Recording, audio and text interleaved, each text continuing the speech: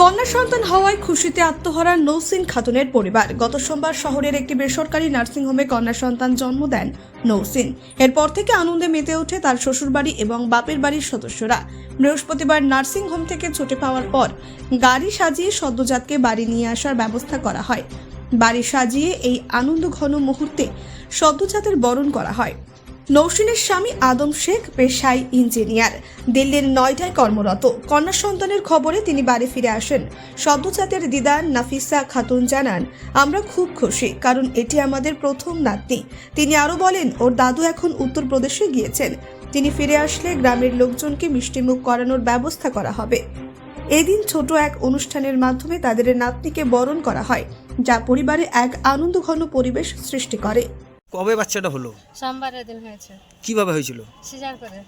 তারপর এই তো হয়েছে, এখন খুশি আমরা। কি হয়েছে, ছেলে না মেয়ে? মেয়ে হয়েছে। আজকে কি করছেন আপনারা? সবকে নিয়ে যাচ্ছি আনন্দ করে। গাড়ি সাজিয়ে? হ্যাঁ, গাড়ি সাজিয়ে, ঘর সাজিয়ে, সব কিছু। যে মানে দুঃখ পায় বাবা মা, এরা দুঃখ না, পায়? আমাদের দুঃখ না, আমরা অনেক খুশি। বাবা মা, দাদা দাদি, নানা নানি সবাই খুশি, অনেক খুশি। আমরা চাইতাম যে কি মেয়ে হয় আমাদের। খুব খুশিতে আছেন? হ্যাঁ, খুব খুশি।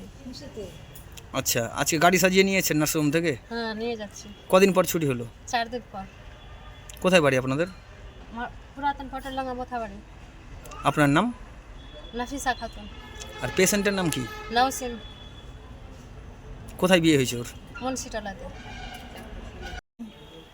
Careless nursing home. কি জন্য, কি হয়েছিল? আমার দিদি মা, বলেন। ছেলের বৌমা বাচ্চা হয়েছে, কি হয়েছে?